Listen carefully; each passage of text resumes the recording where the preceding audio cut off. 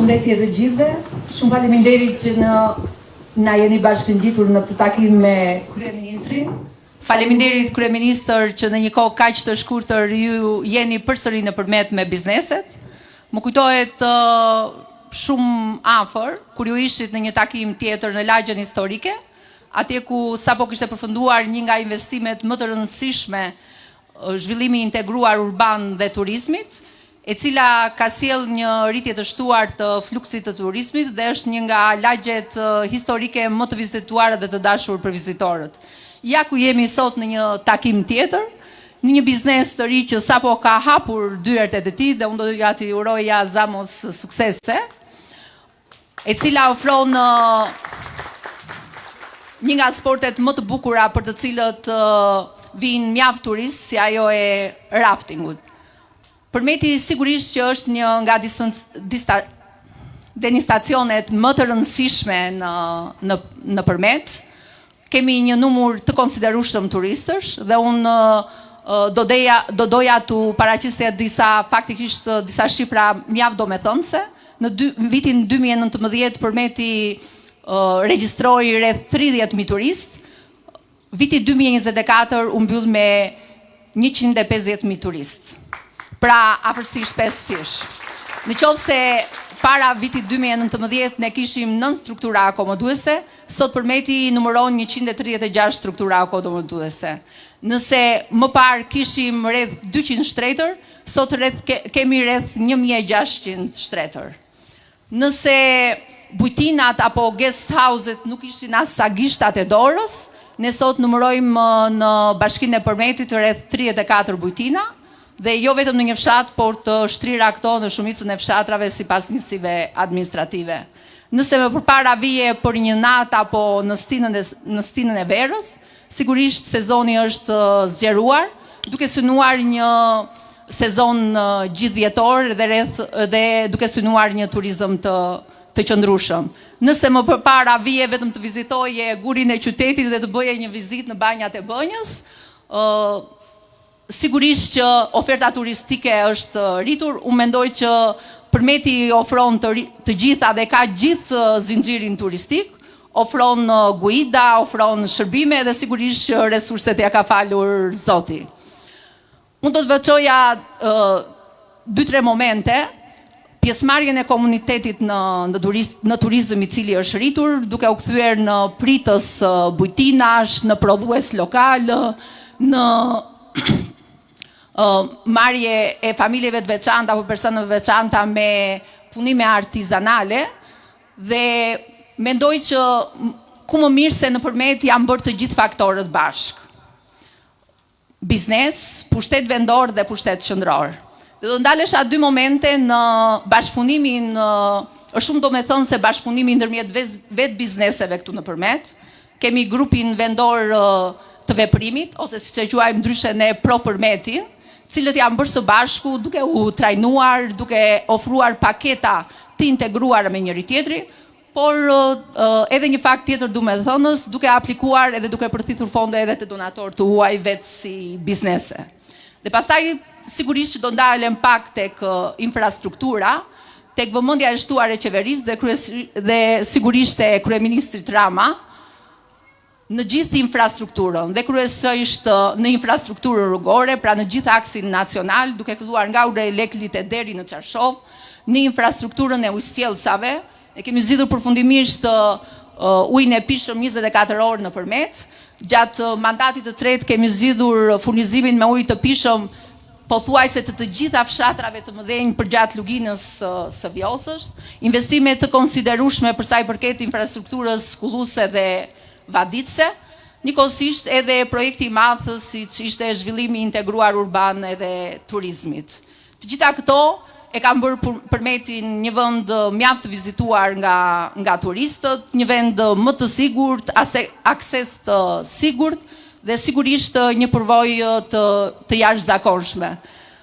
Pronat sigurisht që në Përmet vlejnë më shumë se sa para pak kohësh, edhe përmetarët po shikojnë që të blejnë pronat të reja, të investojnë në ferma, në bujtina, në guest house, apo edhe në prodhues lokal apo artizanal. Shumë faleminderit edhe njerë që jemi këtu bashkë. Fjala për Ministrin e Turizmit dhe Mjedisit, zonjën Kumbaro. Shumë faleminderit Alma edhe për mikpritjen zotëve të shtëpisë. Ndërkohë që kryetarja e bashkisë fliste për Përmetin, hedh syt rreth e rrotullt dhe me shumë kënaqësi dua t'ju them kryeministri që këtu ka jo vetëm operator nga Përmeti, po ka nga Gjirokastra, nga Zagoria, nga Gjirokastra brenda në qytet hoteleri, ka sporte të ndryshme, ka nga kultura, pra le të them nga Liboova, ka një përfaqësim jo vetëm gjeografik të një pjesë të qarkut Gjirokastrës, por edhe të disa ofertave. Për shembull shoh këtu bletarët, shoh bujtinat që vijnë nga zona dhe më të thella dhe që ofrojnë një eksperiencë ekoturistike, janë shoqata e hotelierëve të Gjirokastrës, për të thënë një gjë që e kam mësuar këtu në qarkun e Gjirokastrës dhe mbi të cilën eksperiencë kemi mbështetur edhe strategjinë e re të turizmit. Atë që është një ndër shtyllat e kësaj strategjie, destinacionet e menaxhuara, që do me thënë, në qoftë se deri para 10 vjetësh shkoje drejt në Gjirokastër, ku kishe 1 apo 2 hotele, apo jo maksi, sot kemi në këtë moment që flasim në Booking mbi 350 afërsisht oferta turistike vetëm për akomodim. Por ndërkohë, kur vihet këtu, rrihet më shumë se sa një ditë, sepse nuk mjafton vetëm për të vizituar Kalan dhe qafën e pazarit që Gumzhin. Të ofrojmë në të gjithë hartën e qarkut Gjirokastrës, mund të shkosh për eksperiencë për të bërë shëtitje me kalë me Caravan Horses në të gjithë shtigjet e Zagoris, mund të shkosh deri në Ballaban tek Elona, mund të bësh rafting me tashmë disa operator që e ofrojnë këtë nga kultura në Përmet, por edhe Zamo Beratsi erdhi këtu në Vjos, sepse vetë Vjosa krijon me luginën e saj një shumësi ofertash të cilat praktikisht, nëse në Përmet kemi mbi 1500 shtretër sot që flasim, në Gjirokastër ka 4500 shtretër. Dhe në vitin 2024 u mbyll me 600.000 vizitor. Ndërkohë që e kujtoj shumë mirë vitin 2013 me 6900 vizitor që vizituan Kalan e Gjirokastrës duke u nisur nga biletat e arkëtuara. Pra, jemi duke folur për një hop i cili nuk ra nga qielli. Vërtet Vjosën e ka bërë Perëndia, Kalan na i ka lënë Ali Pashaj, qoftë atë të Tepelenës, të Gjirokastrës dhe atë të Shanishas në Liboov. Gjithë çështja është se sa sot komuniteti, biznesi dhe bashkit ofrojnë një bashkëpunim të tillë, siç e përmendi me të drejtë Alma, për të krijuar destinacionin e menaxhuar që turistit mos rri një ditë, mos rri një natë, po të kaloj një javë të tërë nga turizmi kulturor arkeologjik i Antigones deri në atë kulinar, dhe këtu kemi zinxhirin e prodhimit, që praktikisht në një pjesë të mirë është i përfaqësuar sot që nga artizanati deri tek fermerët, që kur ju thoja në 2017 që potenciali që ka Përmeti dhe Gjirokastra dhe Tepelena për agroturizëm, fjalën agroturizëm nuk e kishim fare në fjalor. Sot është kthyer në një fjalë që e përdor praktikisht çdo fshat. Dhe produktet lokale janë në të gjitha tavolinat e turizmit. Mund të flasim edhe për pjesën, se shoh këtu që ka një pjesë të guidave të reja turistike, të cilët janë sidomos në këto sportet turistike që kemi në Përmet. Jo vetëm në kompanit e vogla, por edhe djemt e rinj të cilët punësohen shumë më mirë në këtë lloj sektori, jo vetëm djemt, po edhe vajzat, Irma, sepse është modeli më i mirë për të thënë që vërtet Vjosa është park kombëtar. Vërtet kemi 480 kilometra vi lumore park kombëtar, duke përfshirë këtu dhe Shushicën, Bënçën dhe Drinën. Por nuk është e pamundur të zhvillojmë turizëm të qëndrueshëm, turizëm natyror edhe pranë zonave të mbrojtura. Ju jeni modeli më i mirë se si keni lidhur pasionin dhe mbrojtjen e parkut kombëtar të Vjosës me dijen tuaj të trashëguar. Dua t'ja jap fjalën kryeministrit, por përpara se ta bëj këtë kryeministër, shoh që këtu kam një nga artizanët e Gjirokastrës që ka sjell dhe më kërkoi që t'ju takonte, por edhe të kuptoj se ndërkohë je i veshur me veshjen e bukur të Malsis Veriut.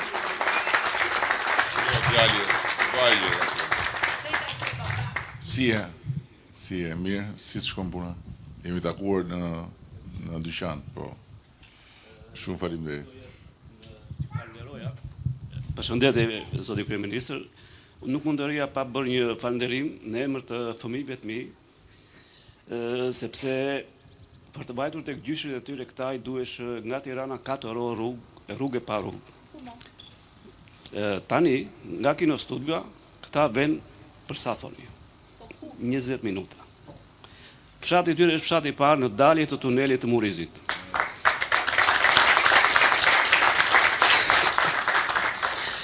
Dhe ne me këtë rast duam një mesazh për gjyshi Bequn, t'i thomi që mos harrojë numrin 5. Që të hapim një tunel më të madh, që këta fëmijë të shohin dritën e Europës. Faleminderit.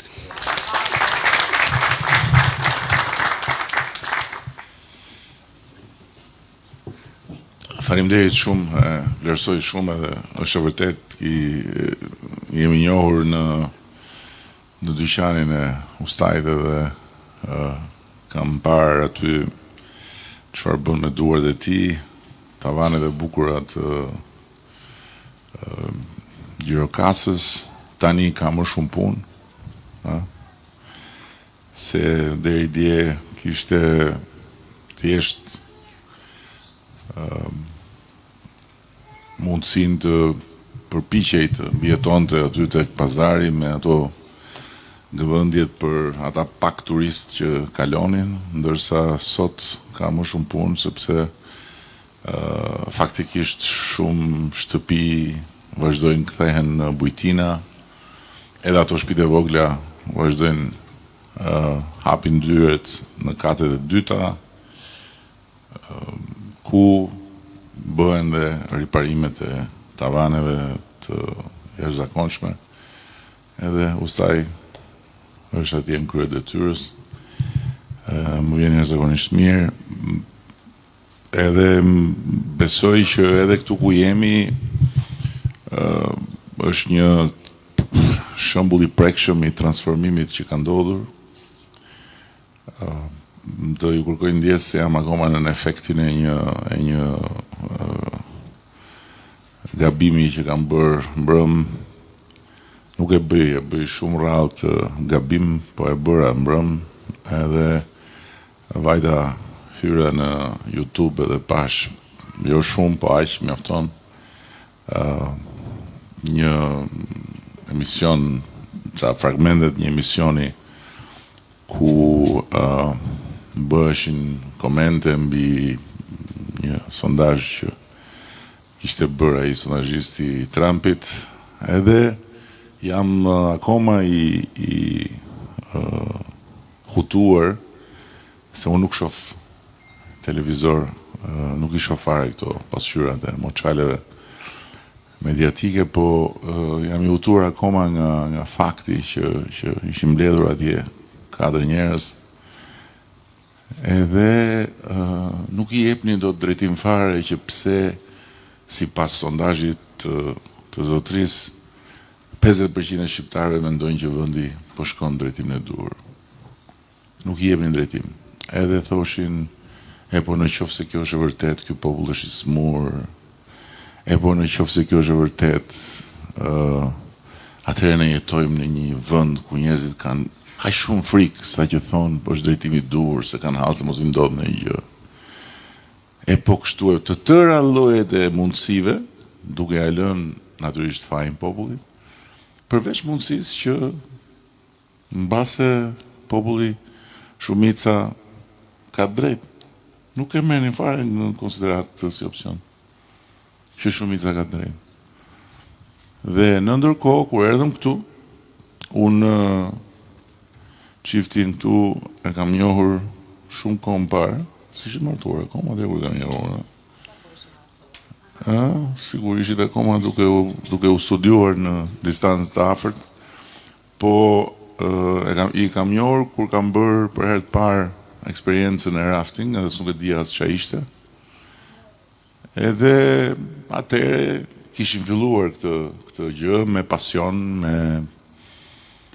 shpirtin e aventurës që do ky lloj pasioni, por sot janë komplet në një nivel tjetër edhe jo vetëm nuk janë vetëm këta, po është një komunitet i tërë që bën këtë punë. Dhe po shikoja zhvillimet këtu në këtë kamping që përfitoj nga rasti të u them të gjithëve që të kalojnë, se është vërtet shumë bukur.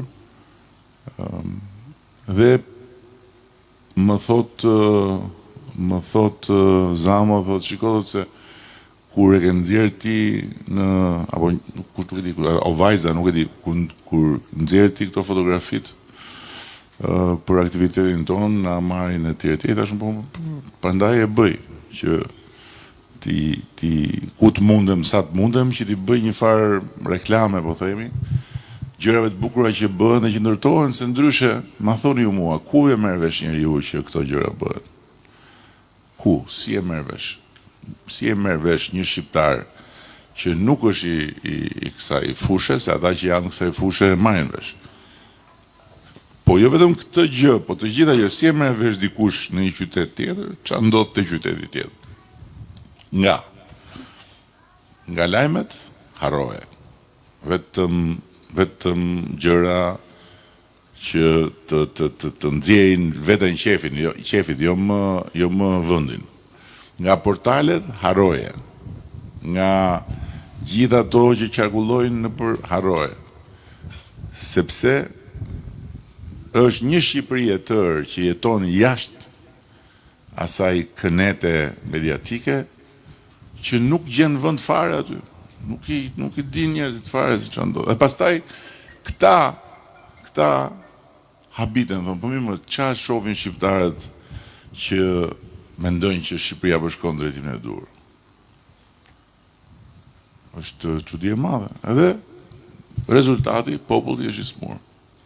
Dhe janë po këta që me demek shqetësohen kur them unë gjysma e burrave janë çyryt. Që natyrisht ajo është një metaforë që lidhet me politikën, lidhet me vështrimin dhe kuptimin e politikës edhe të pikërisht të kësaj, drejtimit. Dhe i thonë populli shqiptar gjithmonë. Edhe bëjnë moral pastaj. Po prandaj ju kërkohen ndjes, sepse mendoj që duhet ta thosha pasi vlen shumë për kontrastin e madh që ekziston midis Shqipërisë reale, Shqipërisë së njerëzve që përpiqen si të gjithë ju që jeni këtu.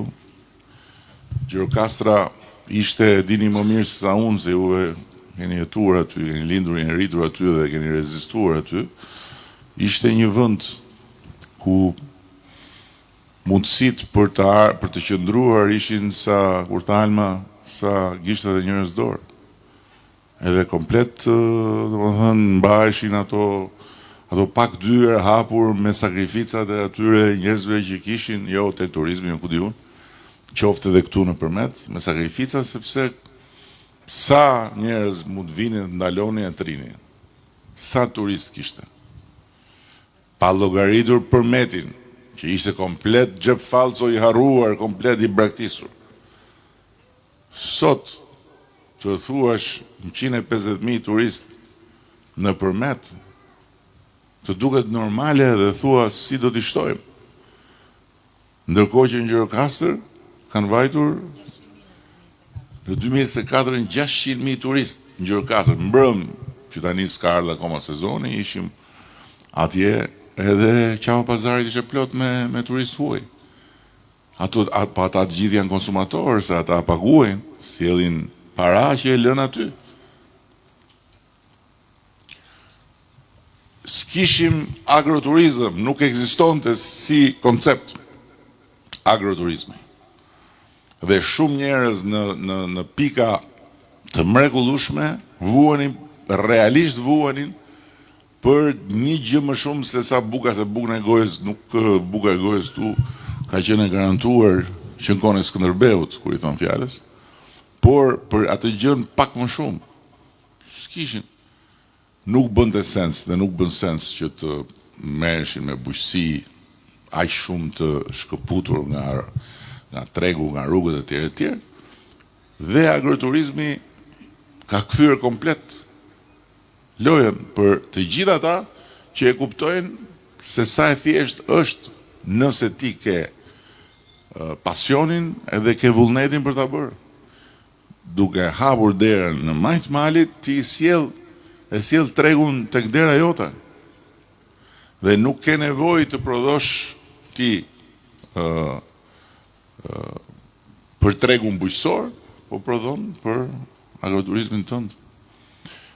Pastaj lidhjet e infrastrukturës që janë bërë në gjithë të vite, nuk është problemi thjesht kilometra, por është rikonceptuar komplet mënyra se si investohet në rrugë për të sjell nëpërmjet të rrugës mundësira dhe për të marrë mbrapsht ekonomi, duke ndihmuar fermerët, bujqit, duke ndihmuar të gjithë ata që bëjnë aktivitete e tjera. Dhe ne do vazhdojmë këtë. Ka akoma një potencial të jashtëzakonshëm për të zhvilluar. Por duke u kthyer tek Europa, unë duhet t'ja u them ta ndaj me ju këtë gjë, se është shumë e rëndësishme. Ndërkohë që ata thoshin ja tani nuk ka çfarë thot Rama më, ka mbaruar, nuk ka çfarë thot më se çfarë thot. S'ka çfarë thot dhe ka nxjerr tani këtë lojën me pasaportë. E kuptoni, është ndërkohë që ne kemi çfarë themi dhe nëse fillojmë themi çfarë kemi bërë, mund të rrim 10 ditë duke thënë edhe s'mbaron. Por kjo e pasaportës. Kjo është diçka e jashtëzakonshme për shumë arsye, por duke u kthyer tek pse jemi ne këtu dhe tek pse merreni ju. Po të parafiturosh vetëm një gjë, nuk se ka shumë, po një gjë vetëm që unë e përsëris, se duhet ta dëgjojnë dhe të fiksohet gjithë. Ne mundësit për të mbështetur i kemi rritur, edhe kemi mbështetur etj. Por tani rriten edhe kërkesat për mbështetje, sepse njerëzit e shohin e kuptojnë që funksionon. Kështu që kërkesat për të marrë mbështetje për agroturizm, për shembull, janë shumë të mëdha se ç'ishin. Që do thotë duhet shumë më tepër mundësi financiare për të mbështetur. Dhe përveç instrumenteve që ne kemi krijuar, duke filluar nga 250 milion euro linjë financimi e Bankës Shqipërisë, që është atje për të gjithë ata që duan të investojnë në fshat, qoftë agroturizëm, qoftë agropërpunim, se këtu ka edhe bërthama të mira agropërpunimi, mund ta marrin me garancinë e shtetit, 70% kolateralit e garanton qeveria, me një kredi që është nën 3%.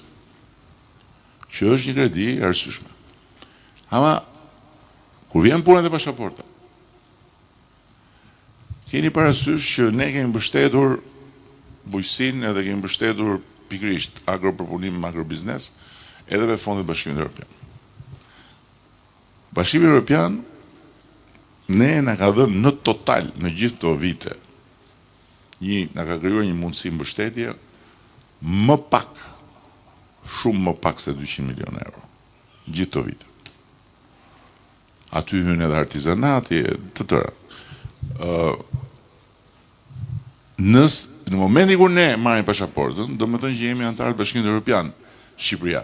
Si antare e Bashkimit Evropian Shqipëria, 300 milion euro i merr në vit për të mbështetur pikërisht fshatin, agropërpunimin, agrobiznes. Kuptoni çfarë ndryshim? 300 në vit. Në totalin e vet, mbështetja që ne kemi pasur gjatë gjithë këtyre viteve e materializuar, se s'po flasim për ato që janë të planifikuar, po flas për të materializuar 1 miliard e diçka. 1 miliard e diçka euro.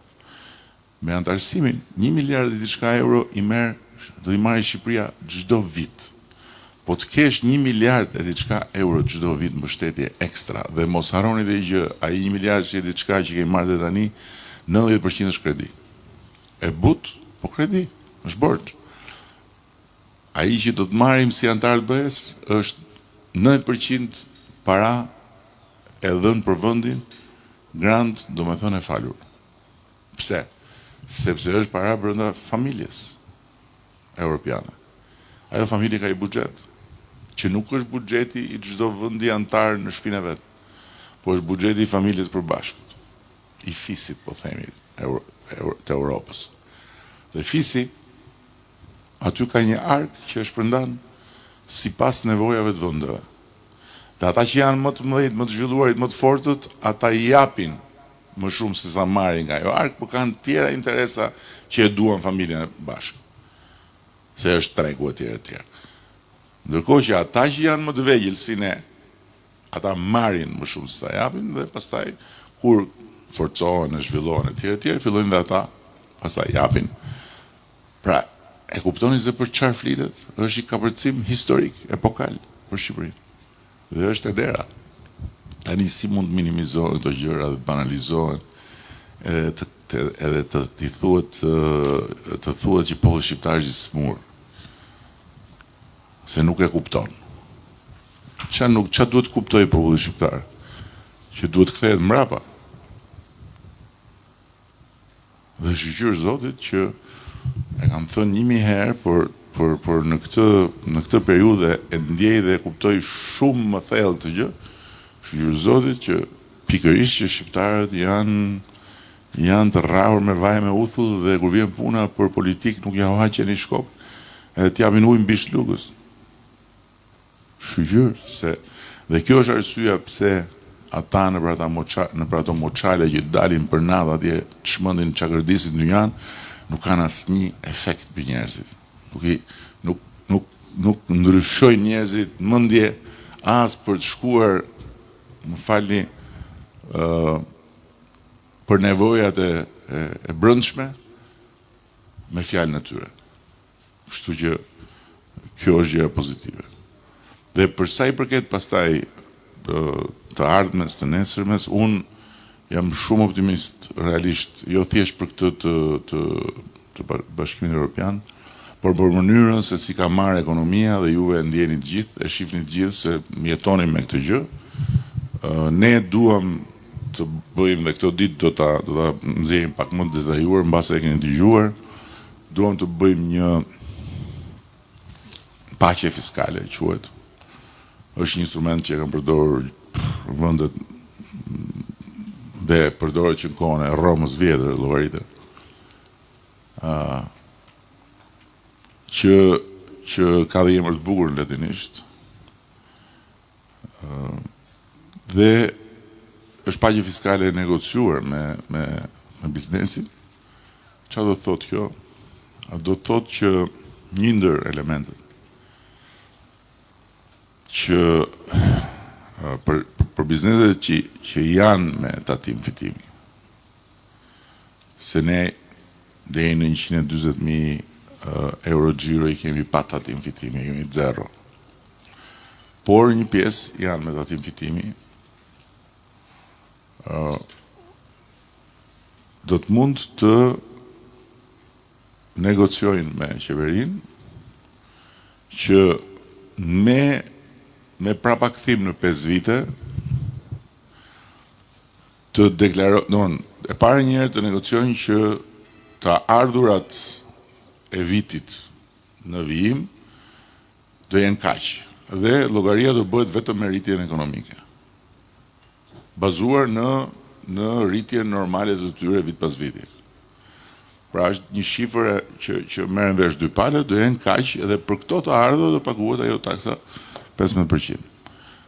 Por ata me prapakthim mund të kthehen në 5 vite dhe të deklarojnë para më shumë nga ato që nuk kanë deklaruar ose llogarit kanë dalë ndryshe etj. Dhe për çdo para më shumë që deklarojnë mbi normën e 140.000 të paguajnë vetëm 5% tatim. Tani këtu kemi një element që nuk është eksakt, por lidhet me këtë. Vetë deklarimi që ju kemi dhënë hoteleve dhe gjithë strukturave akomoduese në Shqipëri. Çfarë kemi bërë? Dhe cili është përfitimi i asaj paqes? Është që të gjithë elementet e paqes shoqërohen me një gjë: kush e pranon paqen, merr në shkëmbim që nuk ka më kontrolle të asnjë lloji natyre. Nuk kanë më të drejtë inspektorët të shkojnë. Ai lokal, ai biznes do ketë një stamp, do ketë një shenjë që është në sistemin e paqes fiskale. Dhe aty nuk hyn dot njeri për të bërë kontrolle e tjera. Gjëja e strukturave akomoduese që mund të interesojë, sepse është dhe për ata që janë nën këtë, është që kemi informalitet, miqtemi, në deklarimin e shtretërve. Ne nuk duam të rrisim presionin me inspektore, me kontrole, që sjellin edhe hallet tjera, dhe ju e dini shumë mirë, dhe ato hallet ne na vënë pozitë shumë vështirë. Por i kemi dhënë një mundësi të një vetë deklarimi përpara. Një vetë deklarim përpara, i cili është 60% në periudhën e pikut, që në fakt në periudhën e pikut shkojnë 95 edhe 100% strukturat akomoduese, të paguajnë vetëm për 60%, dhe pastaj është 30% në gjithë periudhën tjetër. Dhe në momentin kur ata bëjnë marrëveshje, s'kan më asnjë problem kontrolli me tatimet, asgjë. Lajmi i mirë është që deri tani në pak ditë që është shpallur iniciativa që ka hyrë në fuqi, janë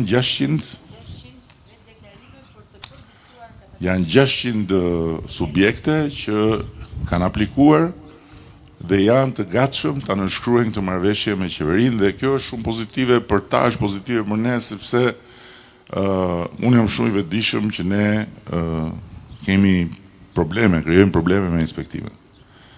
Pra nuk bëjmë vetëm inspektime.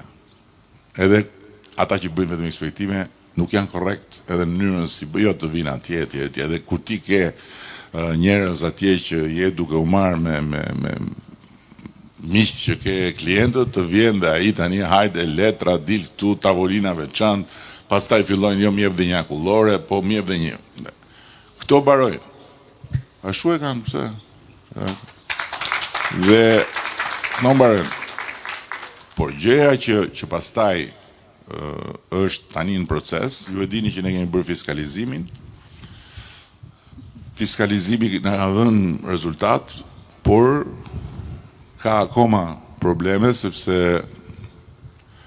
aty ku vihet rregulli, shqiptari është i pari që gjen hile, dhe tani ne me inteligjencën artificiale po krijojmë modelin që të vëmë të kemi një sistem inspektimi pa njerëz, që tjetë një nëpërmjet transaksioneve që janë 24 orë dhe nëpërmjet volumeve të çdo biznesi. Ky sistem pa njerëz, por që është një inspektor me inteligjencë artificiale, një kompjuter, jep të dhëna në kohë reale për të gjitha rastet kur ai konsideron që ka devijim nga normaliteti. Dhe kjo pastaj do të jetë gjëja që do të na japi të dyja palëve një qetësi përfundimtare. Kush është në rregull dhe nuk ka më nevojë fare as ta shikoj gjëkundi shtetin, të shkoj në asnjë derë.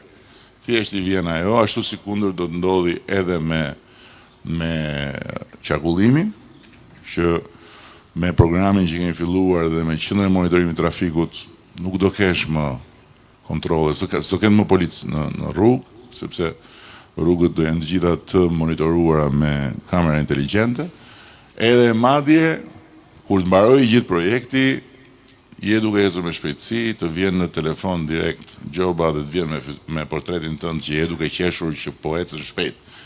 Edhe të thot kaq që ke gjobën, edhe ule shpejtësinë se nuk është mirë për ty. Edhe nuk e si e diskuton fare se je vetë aty. Nuk, edhe por është e lezetshme se nuk do të dali dikush nga ferra të ndalo pak të shoh në qik se më duket sikur po eci e shpejt. Janë një sër gjërash që besoj do të na çojnë edhe më përpara dhe do krijojnë kushte edhe më të mira për nga pikpamja psikologjike për biznesin, që të mos ketë asnjë, që të ketë shumë më pak shqetësime të natyrës, kontrolle, burokracira, letra, jo paraqitu, jo diltu, jo ndalo, jo më trego dokumentin, jo prit shoh pak fytyrën, do të gjitha këto do t'i eliminojmë. Këto ishin pak a shumë gjërat që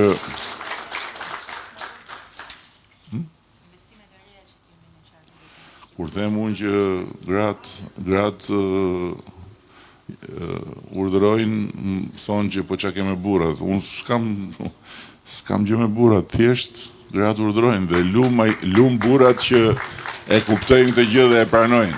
Ata që s'duan ta pranojnë e kanë më keq, se edhe urdhërohen, edhe stresohen. Më mirë, urdhëro, çfarë duhet të them? Thuaj vetë. Po edhe papa përpara jo më larg se një javë tha, kur komandojnë gratë gjërat ecin mirë. E tha papa, jo unë. Por më është ndoshta mirë që ta kujtojmë edhe planet e reja që kemi në investimet dhe infrastrukturë që kemi në qarkun e Gjirokastrës, sepse 99% në mos të tërë janë përfaqësues të sipërmarrjeve që bëhen dhe në zonat vështira. Dhe praktikisht rruga Ballaban-Berat mbyllet brenda vitit 2025. Edhe kjo është një ndër akset e kërkuara për kaq shumë kohësh, jo vetëm nga banorët, por do të lidhi Gjirokastrën me Beratin, dy qytetet e UNESCO-s. Gjithashtu rruga e Vjosës, më pëlqen shumë emri që kolegja ime Balluku ka zgjedhur për rrugën që do të na lidhi me Leskovik, Qarshov, Përmet, Tepelen. Dhe është vërtet rruga e Vjosës, e cila plotësohet krejt për turizmin kryesisht. Do të filloj po kështu brenda vitit ura e re përpara se sa të futemi në Tepelen, drejt në Dragot, duke shmangur urën e Leklit dhe urën e Dragotit dhe shkurton me 40 minuta rrugën nga hyrja e Tepelenës drejt në Përmet. Është një aks që praktikisht dhe Tiranën e afron me 2 orë, ndërkohë që duhet 3 orë për ta bërë. Dhe një unaz që është shumë e bukur, që është unaza e Çajupit, e cila praktikisht do të lidhi gjithë fshatat e Zagorisë nga njëra anë dhe të Pagonit nga ana tjetër. Është një zonë me potencial të jashtëzakonshëm. Nuk do të hymë në shtigjet, Kristina Kuti vazhdon çon turistët me kuaj çdo ditë. Ato do vazhdojnë të jenë tegra se prandaj ata vinë këtu, por do të krijojë një mundësi të rishfillimi dhe vetëm nga fakti që e kemi bërë të ditur këtë projekt, kanë filluar interesi i zagoritëve që jetojnë në Tiranë për të kthyer shtëpitë e tyre në Bujtina, në Zagori, ku terreni është i vështirë. Këto ishin vetëm për të përmendur pak nga projektet infrastrukturore, një pjesë ka nisur, një pjesë mbyllen këtë vit dhe pjesa tjetër është e gjitha e buxhetuar dhe e planifikuar për mandatin e 4.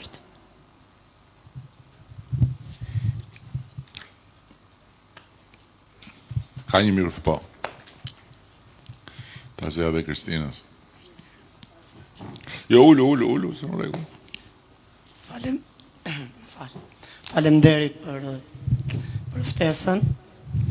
Unë jam Plum Kokua, vi nga rrethi Gjirokastrës.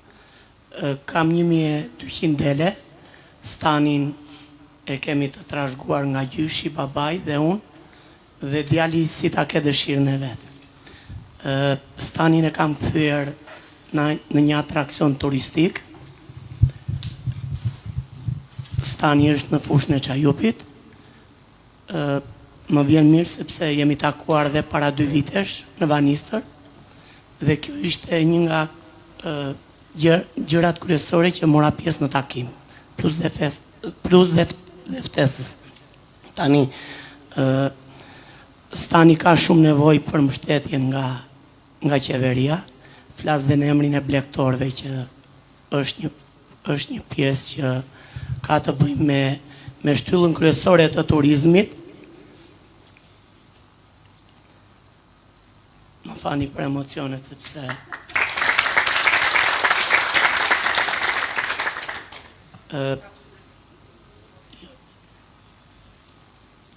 shpresoj që kam ardhur këtu dhe për t'ju ftuar personalisht që vizitën e parë, të kesh gjatë ditëve në vazhdim, të kalosh një ditë në stanin tim. Dhe aty do të marrë shumë mendime dhe do kem dhe mbështetjen e shumë njerëzve të tjerë që do të shikojnë punën që po bëj unë aty. Është një punë me sakrificë, nuk është një punë e lehtë, për shkak të fuqisë punëtore, për shkak të kapaciteteve, sepse është mbi ngarkesë ajo gjë që bëj, por unë kam nisur një rrugtim që dua garancin edhe për të nesërme. Faleminderit. Më falni për emocionet. Por ama është mirë që ta themi edhe këtë tjetrën, që kur jemi takuar ishe në një moment vështirë nëse unë e mbaj mend mirë. Edhe nga takimi unë interesova, kemi dhënë mbështetje, apo jo? Je pak mikrofon, je pak mikrofon Kristina që dëgjohet kur thot poj. Po, Se ndryshe. jam mirënjohës. Jo, nuk e thash për këtë, nuk e thash për këtë. Se është detyra, po, domethënë, i kemi dhënë mbështetje Stanit, edhe unë kam parë disa kështu video që janë fantastike. Po, E bërë një punë të jashtëzakonshme dhe vërtet respekte për punën që ke bërë. faleminderit. Edhe një punë shumë e mençur në atë aspekt që unë po thosha, që për te i prodhimit që është një pjesë e punës, ke arritur të krijosh dhe një destinacion aty, kështu që kjo është zgjuarësia në atë investim që është më shumë se sa thjesht një stand që prodhon qumësh, por ka edhe fuqin që tërheq njerëz që vinë, edhe si thosh është edhe një vend mikpritje edhe akomodimi, kështu që respekte. Patjetër që siç thon Gjirokastritët, Oreksi vjen duke ngrënë, se këtë nga Gjirokastra e kanë marrë të tjerët, këtë Oreksi vjen duke ngrënë. Kështu që patjetër që tani nevoja për të shtuar më shumë kapacitetet edhe për të bërë më shumë është normale dhe sigurisht që ne do bëjmë tonën. Ty të ka ecur, unë ke takuar mua, kështu që ki besim që do të eci prap. Po Faleminderit. nuk është çështja e takimit me mua, çështja është që kjo na ndihmon, që ta dëgjojnë dhe tjerët, që dhe tjerët të dinë që ajo që thash më parë, linja e financimit që ne kemi hapur me Bankën e Shqipërisë për të mbështetur pikërisht iniciativa të tilla me kredi të buta që garantohen nga shteti, është fiks për këtë që të duhet, mendoj unë, po duhet ta studiojmë, dhe nga ana tjetër kam një pyetje, sa i paguan ti çobenët? Me gjithë ushqimi u shkon 800.000 lekë. 800 euro. Do me thënë edhe pak të duhet për të arritur Greqinë. Jemi afër, por është problemi sepse asnjëri nuk e ndjen punën ku punon si të vetën. Mirë, po edhe në Greqi nuk e ndjenë si të vetëm, po e bëjnë. Edhe pak të duhet, sepse gjithë sipas meje, me çfarë unë kam kuptuar dhe kam mësuar nga investimet në Shqipëri, edhe nga suksesi. Shiko, isha në një fabrik, mbas se e keni parë, në një fabrik në Durrës, aty ka shumë fabrika. Po kjo fabrik ishte një fabrik e një çifti holandez, i shoqi shqiptare, shoqja që bëni një linjë parfumerie shumë të njohur në Holland. Dhe e di çfarë më thaj holandezi? Ai pyeta unë për si e ke problemi me krahun e punës, nuk deri më sot tha, unë nuk kam pasur asnjë ditë një nevojë për të pas krah pune dhe mos kisha dhe dera njerëz që duan të hynin. Dhe gjithë filozofia e tij ishte, dhe e kanë parë dhe në ndërmarrje të tjera, që njerëzit i paguante atë gjën pak më shumë që bën diferencën, faktikisht. Dhe aty në atë fabrik nuk kishte nuk kishte pak minimale në 700 euro. Pastaj sipas kategorive shkonte edhe lart fare, mirë po, në fund të ditës kursimi tek njeriu nuk funksionon më në Shqipëri. Ka qenë Shqipëria për një periudhë kohe që ka pasur avantazh konkurrues krahun e lirë të punës, kjo nuk funksionon më. Tek njeriu në Shqipëri nuk kursehet dot më. Domethënë do të japësh një njeriu që ke atje, s'po të them ty se eksaktësisht nuk e di situatën e tij, po e them në parim. Duhet ta fillosh nga njeriu dhe pastaj të vazhdosh me të tjerat. Më mirë lë diçka tjetër pa e bërë atë periudhë se sa t'ja heqësh se nuk të rrin, nuk të vin, nuk të. Ai në atë fabrik dhe kështu kam parë edhe situata të tjera. Kështu që gjithsesi nuk është kjo tema, po ne do ta shohim edhe për një arsye tjetër. Sepse ai stani është një model që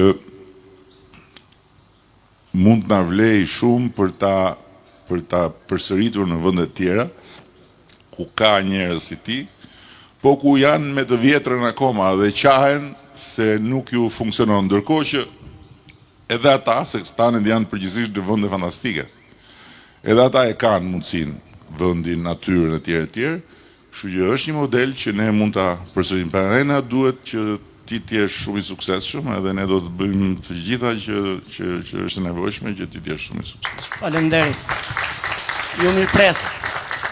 Edhe djali si ta ketë ti,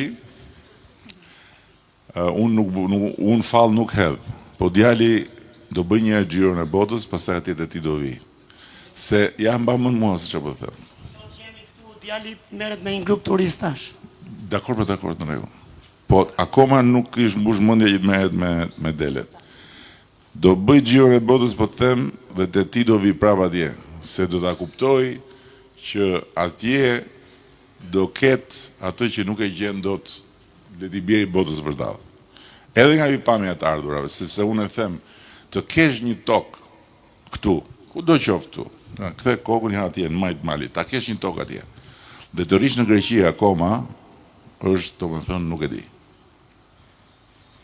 Të kesh me këto kushte që ka Shqipëria sot dhe me këto prurje turistës që ka, se deri dje, okay, që mund të shkojë atje do rije vetëm. Sot, me një përmet që ka 150.000 turistë që do shtohen, me gjithë të aktivitete anësore, që të kesh një shtëpi atje në majt malit, të kesh një tokë atje, dhe mos i marrësh kursimet aq sa ke, të marrësh dhe një kredi të butë këtu, nga ato që thash, të ndërtosh një shtëpi dhe të ndezësh Xhakun e gjyshit atje, e në vend të bësh këtë, të rish në Greqi akoma, është, nuk e di domo, është të humbasësh vite se aty do kthehen, aty do vinë. Po sa më parë, kush ka ardhur më shpejt, i del më mirë, mendoj unë. Dhe gjithë çfarë bën ja, urdhë jepja Kristinës fjalën. Në fillim Kristinën e merrin për të shpëndur dhe Kristina nuk është komplet normal që të jemi shumë të qartë. Apo jo, e pranon. Po pra, se të hypi atje në majt malit, po unë dhe ti jemi të ngjashëm Kristina, domethënë, jemi çyryk, po jemi në sensin tjetër, nuk jemi çyryk që shohim nga ardhmja. Ne ishim brëm nga Pëllumbi në fakt në stan, se jemi në një ekspedit që po dalim në Vjos me 14 kuaj, edhe e kaluam natën nga Çajupi në stan. Është vendi më i bukur për të parë yjet. Në fakt edhe njerëzit janë magnetur, por është një vend, është njëri nga stacionet që ne kalojmë, por është një vend ku ne po inkurajojmë eksperienca të tilla, për shembull të zhvillimit të aftësive të mbijetesës në natyrë. Ka njerëz të çmendur të tjerë që duan të mësojnë si ndizet zjarri, si hapet shtegu, si bëhet shkopi, si etj etj. Dhe ka qenë fantastike, jo vetëm ky stacion, po janë gati 15-20 stacione të ngjashme të tilla që janë të çmendur në kuptimin e asaj që shikoni, duhet jesh shumë idealist që të punosh atje lart. Edhe këta njerëz e duan këtë vend, edhe ka kaq shumë njerëz që e kanë bërë atë me punën e tyre. Ne nuk jemi këtu praktikisht për të duar trokitur qeverinë, në asnjë rast nuk do ta bënim. Ne jemi këtu për të thënë që shikoni njerëzit që po punojnë shumë fort në fakt. Realisht është një punë e jashtëzakonshme po ta shikoni. Shumë mirë nëse qeveria po e mbështet, shumë mirë nëse bashkitë po e mbështesin. Rjeti i bujtinave, i shërbimeve që lidh një territor me tjetrin është zgjeruar shumë. Unë e them me shumë kënaqësi që në këtë vit jemi të rezervuar gati 90%, edhe arrim ta përfaqësojmë Shqipërinë denjësisht në panajire ndërkombëtare dhe të radhitemi mes aventurave më të mira në Europë, po pa njerëzit nuk do ta kishin bërë të mundur këtë dhe ka shumë pasion të njerëzit. Për shembull, kemi shijimin e djathit, kemi klasat e gatimit, kemi bërjen e tapeteve, kemi Dëgjoj se po flet shumë për veten tash. U bëre si unë. Dëgjoj. Kur do ta mbyllësh atë projektin? Se unë po pres të mbyllësh projektin, se kam parë që atë projekti den, po akoma s'ke bërë projektin. Kur do ta bësh atë projekt? Sa kur? Deri në 2030. Brenda këtij viti do ta kemi finalizuar. Deri në 2030 do ta kemi. Shpresojmë që ta mbyllim. Bëj pra atë projektin, bëhet shkretën. Jepja pak dikujt nga ata që janë më mbrapa se. Nga pra eksakt, jepja pak këtyre nga përmeti këte, se ngjerën duke folë ta gjërat pa të çep pyet. Atëherë përshëndetje zoti kryeministër. Bashkë kemi takuar në 2017 në Kenën Bestia, Kerrejnë të Idrës, në Badlonj. Unë deri në 2017 u bëra shumë pishman që bëra restorantin e lokalin, se nuk kisha punë. Edhe kisha bërë me një kredi, mezi e përballova që e mbylla dhe kredin. Po nga 2017 deri tani unë mbaj peshën më të madhe të turizmin përmet, për pritjen e turistëve, vendas dhe të huaj. Kam një kapacitet, do dalë në ajo që i the një emigrante ati në Greqi, për të kthyer këtu për kuzhinjere, ose atja që merrte 100 euro sa që është këtu, ditë ustaj 100.000 lekë është. Qa fleto? Ta them sinqerisht. Po, nuk ishë nëjnë në për libra, prandaj... Në sanitarët marrin në 600.000 lekë. Një punëtor merr 20.000 lekë në ditë. Ma thënë... Tani, e di që po të ndodhë ty tani? Që ti po thua gjërat vërteta, ata që po të shohin thonë kjo që nga një patronazhist, një qenbirqeni. Jo. Një qenbirqeni. Mund të thotë që... Një qenbirqeni. Është ky servili Mirelës, po jo, nuk është ashtu. Është një vërtet, Jo, se unë që ti themi të tëra deri në fund. Po. Se ti, jo që s'kishe klient, po ti s'na shikoje do tas me sy ti atëre, kështu që patronazhist, se ti mendoje që kim faj ne. Ti më more nga Lulbasha më. Amar mos na e fut Lulin këtu. Dhe atjem gjithmonë almës që është gjuna. Dhe atjem gjithmonë kryetarës almës që është gjuna ku shqahet në përmet që nuk ka punë. Ta them sinqerisht. Ka kishta? Unë di t'ju them këtë, ajo që ka ndodhur me Bashkimin Evropian, me të gjitha vendet, pa përjashtim, dhe nuk ka pse mos ndodhi me ne. Momenti i hyrjes sjell një gjë me një herë. Në atë moment që vendi hyn në Bashkimin Evropian, të gjitha pronat dyfishohen. Çdo gjë, sepse faktikisht bëhet pjesë e një territor. Dhe është njësoj, do më thënë, si të bëhet Shqipëria e madhe sa bëheja. Nga në aspektin e, se s'ka më as kufi, as gjë, janë tjera të regullat, dhe dyfishohet.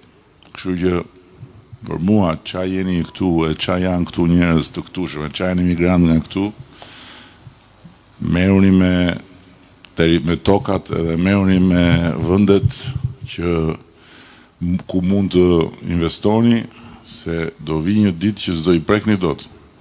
Në kuptimin që do të turën të tjerët.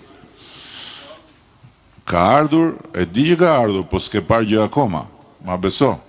Ka akoma plot mundësi këtu për vendasit që që t'investojnë, se janë rritur çmimet e pronës. Sa ishte një metër katror nëpërmet në 2017? Ka qenë 3.000 lek të vjetra metri katror, ai nuk gjen, me 10.000 lek nuk gjen.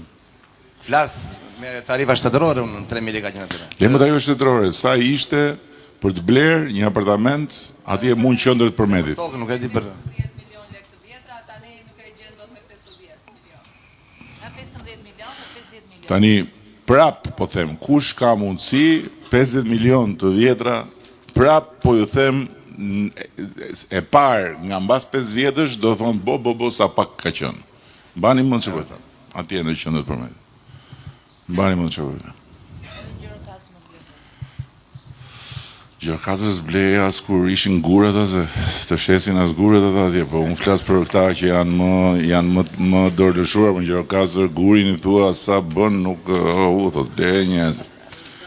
Do ta çaj kokën vet me ato thot. Çfarë flet? Gjirokastër thot. Jeve pak është një, po.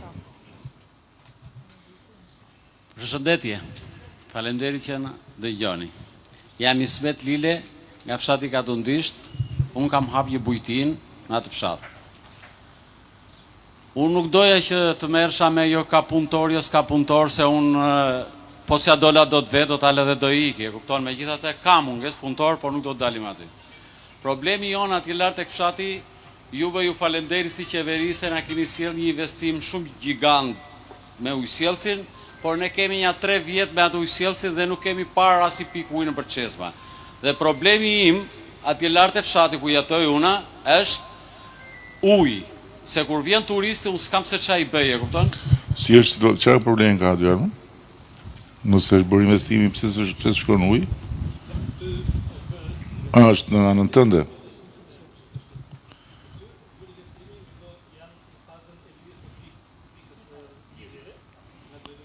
Do më vazhdon puna për të lidhur pikat. Shikojmë do flasim pra. Se ka ardhur tubi, po duhen lidhur pikat. Jo tubin e kemi parë, se kemi të shtëpia, po ujë nuk shikojmë. Kjo në fakt ke të drejtë edhe ti, dhe unë t'isha në vëndin nëndë, do thosha, po mirë, më mos ta kishë sjellë tubin, se rri e shof tubin e shof ujin. Po pra, ajo është e keqja me madhe se. Po nga ana tjetër, mbas tubit do vi uji, se s'ka ku vete, e kupton, kështu që kjo është si pula vezën veza pulën. Nuk e di. Të shikojmë. Faleminderit, kaq kisha. Ta aplikojmë vetë, për që do e lësh fajnë ati tani ti. Për lere tani se shqyqyria gjete rrugën për të shkarë tani. Le mo na kthe tani ta aplikoj, pse ralli aplikimin ti është. Qeveria e ka sjell vllai im. I kam thënë të mos visë do të zgjidh probleme, hajde më dha ka. Jo, më pse mos të jesh patjetër, ai vdes për probleme, se pastaj në fund thotë ka i gjati, e di ti. Ai në fund ashtu mbijeton ai. Ngele duke e votuar atë, se në fund pasaj thotë është ai i gjati, ja sa ti të... Ha më ti, që të bëj i gjati?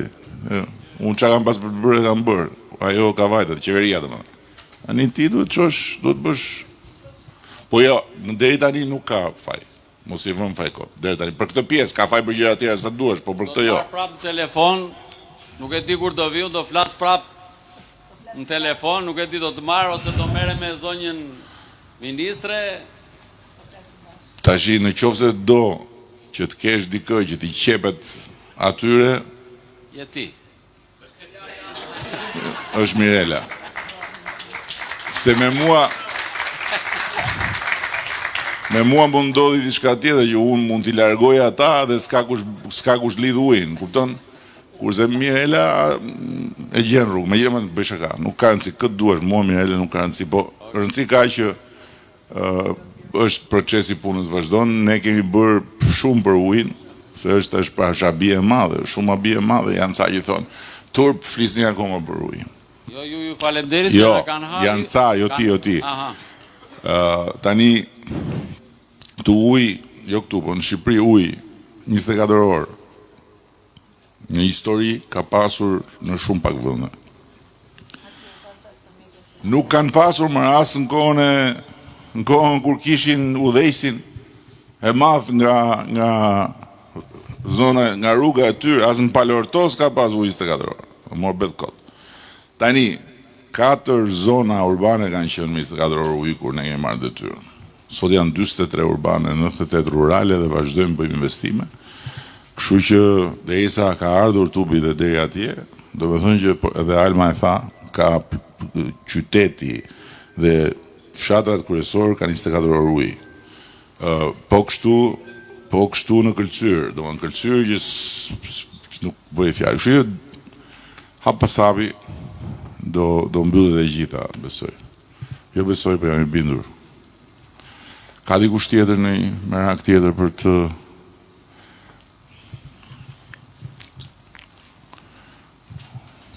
Mirëdita, zoti kryeministër, mirë se ka ardhur nëpërmet. Emri im është Redi Thanasi.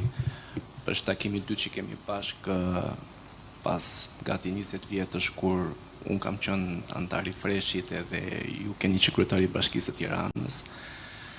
Ja u thash për të arsye sepse aty kemi bërë një debat bashkë për pjesën e përmetit, për pjesën e konferencës së mjedisit, dhe ju thash që nëpërmend ndërgjegjja qytetare është shumë e madhe për pjesën e mjedisit. Besoj se ju keni ardhur vetë, keni parë vetë pjesën e pastërtisë së qytetit tonë. Pse bëm debat, pse më kundërshtove ti mua? Sepse ti po thosi që duhet zhvillimi i Tiranës. Ishim kundra zhvillimit aq të madh që kishte Tirana, domethënë doni më pak ndërtesa që kemi. Doni më shumë përmes Tiranës, po. Më shumë gjendëri. Unë besoj që këto takime patjetër që janë për pjesën e arritjeve që ka bërë qeveria juaj së bashku me kryetarin e bashkisë dhe gjitha institucionet. Po besoj që është për të folur edhe për problematikat që kemi ne si biznes. Unë menaxhoj një bujtin të vogël të prindërve të mi, këtu në qytetin e Përmetit. Dhe desha të flisa për një pjesë që procedura është të hallakatura që ka sistemi hipotekave i kadastrës. Unë jam përfituesi i një fondi të CESVit, të Vital Viosës, dhe procedura e grandit, që po m'jepte Vital Viosa, nuk zgjati më pak se 20 ditë, që është grand, cilën nuk e kthej më mbrapsh, para të dhëna. Dhe për një procedurë vendosjen e një tente të zhvillimit të biznesit tim, aty kam një bar kafe që dua që ta zgjeroj pak. Kam 1 muaj gjysmë që nuk po marr dot një leje për një tent. Nga kush? Që si e hipoteka leje bashkia leje për tent? Jo. Tek hipoteka është pjesa e kopjes së kartelës së pasurisë. Do me thënë, unë kam një afat për ta bërë atë lloj. Tenda është e përkohshme, ti mund ta vësh tendën dhe nëse është pasuri. Jo, është tendë me që duhet një leje posaçme. Është një leje është ideja që unë kam dashur që t'i bëj procedurat tamam. Nëse do ta zgjidhim, do ta gjejmë rrugën do ta zgjidhim. Po. Dhe përsa i përket pjesës së turizmit, desha të thosha që ka nevojë për pjesën e mbajtjes së sa më shumë të turistëve nëpërmet. Kjo është çelësi, domethënë që duam që të ecim përpara, sepse kemi vënë që turisti vjen 1 ditë, 2 ditë dhe ikën maksimumi. Gjithë çështja këtu është sa pika i krijojmë, edhe për këtë arsye ato që përmendi Mirela, investimet më teshme të infrastrukturës për të lidhur tani disa, se kanë në zonat e ndryshme kanë infrastrukturë brenda tyre, por nuk janë lidhura me njëra tjetrën. Lidhja e këtyre dhe krijimi sa më shumë pikave, ato e zgjasin qëndrimin. Se nëse po them vi këtu unë tani dhe ri vetëm këtu, ç'a do bëj? Nëse s'jam i çmendur mbas rafting, po them. Atëre, nëse vi këtu dhe kam në atë malin atje një pikë, kam një agroturizëm atje që kam stanin atje, kam një agroturizëm këtej, kam një dhe atëre rritet kurioziteti dhe rritet mundësit. Domthonë rriten ato alternativat. Kështu që dhe tjetra është që ne duhet të nxisim më shumë, po këtë duhet ta bëjmë me bashkitë.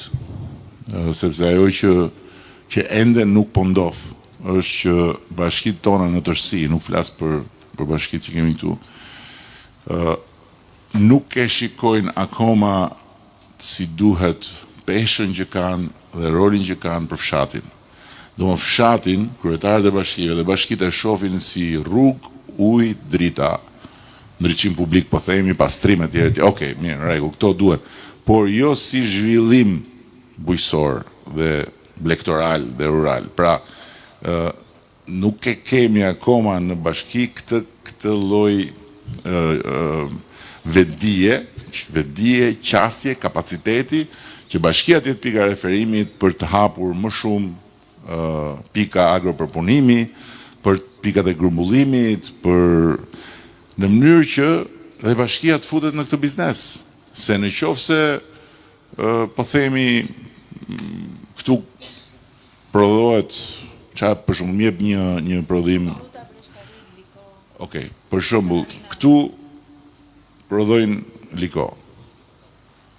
Atëherë, nëse bashkia hyn dhe bashkë me një numër njerëzish të interesuar krijojnë një shoqëri të përbashkët dhe marrin vë bashkia një financim të vogël, merr një financim mbështetje me mbështetjen e qeverisë, krijon një fond dhe bëjnë një pikë përpunimi ose ambalazhimi ose një strukturë marketingu. Atëherë rriten mundësitë e njerëzve që të vetëm nuk i kanë këto mundësi, më kupton. Kështu që në këtë aspekt ka shumë akoma për të bërë dhe edhe në këtë aspekt futja në Bashkimin Evropian ne do na ndihmojë jashtëzakonisht shumë sepse ka shumë programe të posaçme për të gjitha këto. Kisha dhe diçka të fundit, si ish antari juaj. E mos ma the 2 herë të tani. Ju sugjeroj të tani ish antari. Të rifreskoni partinë, rifreskim. Po mirë, më faleminderit që na urdhërove ta bëjmë, do ta shohim pa hajde futu dhe ti dhe jep një dorë për ta rifreskuar se jo, mos të gënjej mendja që do rifreskosh në një gjë në një drejtim tjetër, të paktën rri aty ke tenda. Po në qoftë se do të ndihmosh për të rifreskuar partinë, hajde. Bujrum, bëu ti rifreskimi. Se unë po bëj sa po mundem. Jepja pak, po. Përshëndetje, kryeministër, Ulanti nga Gjirokastra, grumbullues i produkteve bujqësore. Nga viti... Po? Po. Besoj se ekziston një gap i vendosur të TVSH-ja e kompensimit të fermerëve, që ka ndodhur me ndryshimin e 2019-s. Do me thënë nga 2014 dhe 2019 besoj se skema ka funksionuar shumë mirë. Ka një problem të vogël që besoj ju duhet jeni në dieni. Deputeti Braça është promotor pasi e ka kuptuar atë defektin që ekziston të skema. Do ketë ndonjë ndryshim për këtë? Është vërtet, e kemi diskutuar edhe e kemi planifikuar për ta bërë, por në vitin e ardhshëm fiskal.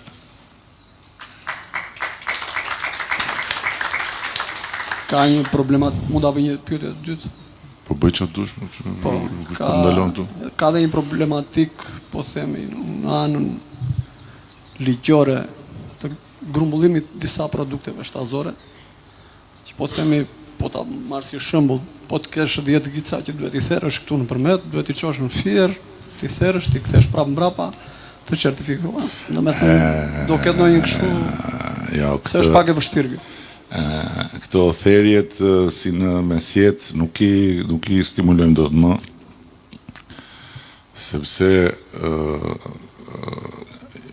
e kemi të pamundur. Therjet do të shkojnë të gjitha drejt standardizimit dhe certifikimit. Mund të stabilizohet siç është bërë me këto të imtat që është rregulluar duke u bërë thertore për E pra po, patjetër. Kështu po. Edhe mund të shikohet. Jo mund shikohet, po bëj projektin, ja, për shumë kjo është një projekt që bashkia me ty dhe me kë është tjetër interesuar mund ta bëj. Krijohet një shoqëri e përbashkët, vendoset një financim X, nuk ka rëndësi sa është, merret pjesa tjetër me mbështetje nga garancia e qeverisë, investohet dhe bëhet thertoria. Kemi patur një projekt në 2019 për të mbledhjen e qumshtit. Aty te 2019 ju pas ngel ora gjithë këtu. Se do t'ju pëlqej projekti juve se është për heqjen e bidonave të qumshit që kanë përdorin Unë jam dakord me çdo gjë nga këto. Dhe ajo të bëj, mirë po, me vendosjen e skemës u prish ora gjithë projekti, prandaj kështu që do. Për sa i përket asaj të skemës ta thash që do rikthehemi aty sepse është edhe detyrim për ta, domethënë është pjesë e unifikimit të TVSH-s.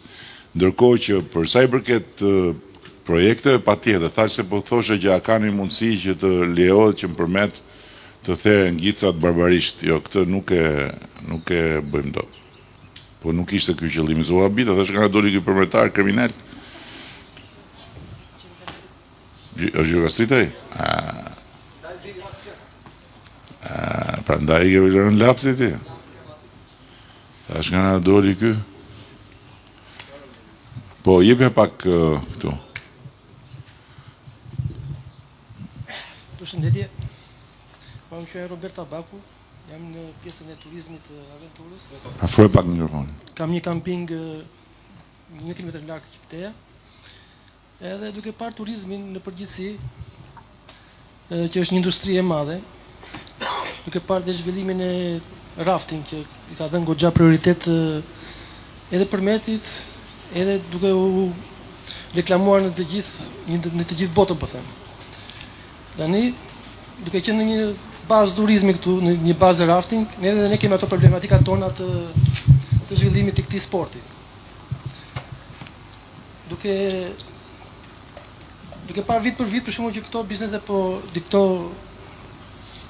ky lloj sporti po merr hove, po dalin shumë aktorë të rinj për këtë pjesën e raftingut.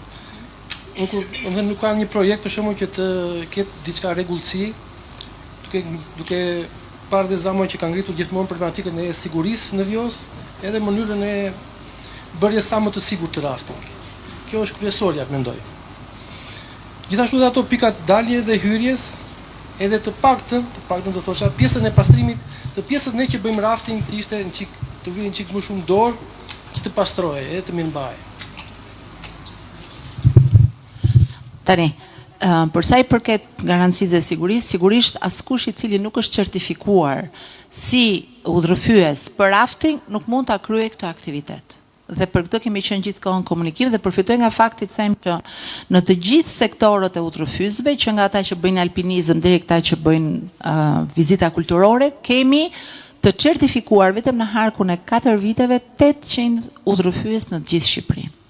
Dhe gjithë aktivitetet që bëhen me trajnimet edhe në bashkëpunim me Universitetin e Sporteve apo me federatën i shërbejnë dhe formalizimi dhe garancit krahasuar me kur unë dhe kryeministri kemi bërë rafting për herë të parë është në një nivel shumë më të lartë sepse garancit janë. Përsa i përket mbetjeve, shumë faleminderit pyetjen, kam shumë kënaqësi që të rindaj edhe një herë me ju faktin që me fondet Bashkimit Evropian kemi një projekt të madh të investuar nga Bashkimi Evropian në bashkëpunim me qeverinë shqiptare për menaxhimin e integruar të mbetjeve në gjithë qarkun e Gjirokastrës, që ka filluar tani në fazën e dizenjimit të projektit dhe fillon investimi brenda vitit 2026, ku përfshihet dhe Gjirokastra dhe Përmeti dhe Kërcyra e Tepelena, e Memaliaj, Dropulli dhe Libova.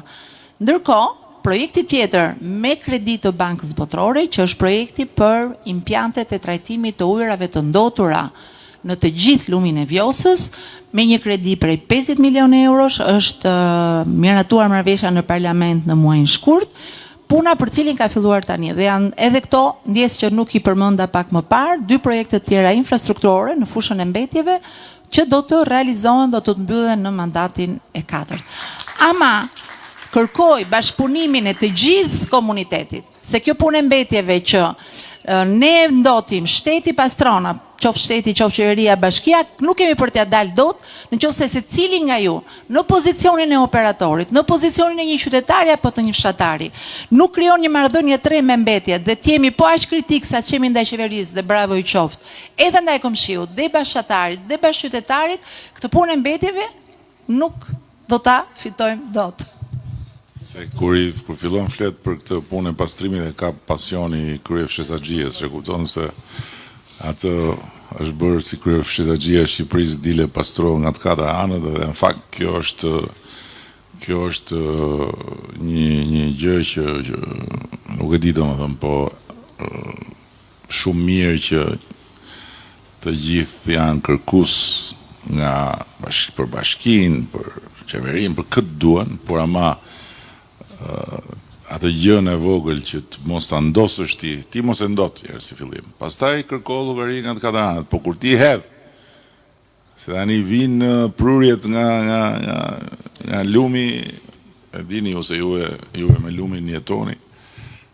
Megjithatë, nga ana tjetër është e vërtetë që duke u shtuar numri kaq shumë i turistëve, faktikisht shtohet volumi i konsumit dhe shtohet volumi mbetje. Edhe bashkitë kanë mbi ngarkesë të madhe, ndërkohë që Vjosa duke u bërë park kombëtar me të gjitha ato plane që ne kemi, me gjitha ato zhvillime që do ndodhin, do duhet të ketë një menaxhim specifik të vetin. Nuk mund të jetë më tani se çfarë ti thush Bashkisë Përmetit atë Tepelenës dil pastro Vjosën në këto kushte është shumë e vështirë. Por ama me këto financime që pikërisht për këtë arsye i kemi kërkuar dhe i kemi marrë, besoj që doja dalim që të kemi një sistem menaxhimi specifik edhe për pastrimin, patjetër edhe për ujërat e ndotura, se është skandal në vetë edhe ajo, po janë gjitha gjëra që duan ato kohën e vetë dhe duan shumë fonde. Jo, nuk ta jap më për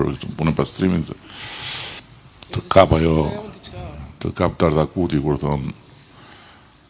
Po, më falë. Sa të shtoja diçka për shembull për pjesën e pastrimit, se duke jetuar këtuja, edhe normalisht edhe kemi biseduar në shumë takime që janë bërë edhe nga bashkia edhe këta që kanë dëshirë që të kenë një disa më të pastër. Edhe kjo e riciklimit është një ide shumë fantastike, por ka më shumë se 15 vjet që thuhet, edhe nuk është realizuar. Domethënë, pse do ishte ajo? Se në qoftë se ne do t'i ndalim që në burim, domethënë. Mi më mirë dakord, i dim ato, i dim. I dim, çështja nuk është e pikave, çështja është e pikës këtu. Duhet ngulitur këtu një herë, po nuk u ngulit te pika këtu, këto pikat e tjera nuk funksionojnë, se s'do rish të gjimosh mbrapa qytetarëve rrugëve, ti vësh gjob rrugëve. Kështu që duhet pak më shumë edukim, po ndërkohë po bëhen edhe qendrat e mbledhjes e përpunimit e tjera gjitha po bëhen. Ka ndonjë tjetër merak, po jep janë çik vajzës atje se ka disa herë që po kërkon fjalën. Përshëndetje. Elona nga Ballabani. Kam 10 vjet që bëj turizëm aty. Më qenë aty apo jo? Po. Ndoshta jam një ndër të parët, edhe tashi sot jam shumë e lumtur që shoh që hapen bujtina për ditë në Lugin, sidomos përreth fshatit Ballaban. Edhe ne kemi një perl aty, që është liçeni i Ballabanit ose i Veleshnjarëve që quhet, që është një ndër liçenet rezervuaret më të mëdha të zonës jugut të Shqipërisë. Sepse besoj që e dini të gjithë që Ballabani ka qenë një ndër kooperativat më të suksesshme të kohës, domethënë ai ka shërbyer për të vaditur gjitha fushat. Sot është i bllokuar, domethënë është bllokuar po bën të paktën 3 ose 4 vite. Dhe unë jam shumë e shqetësuar sepse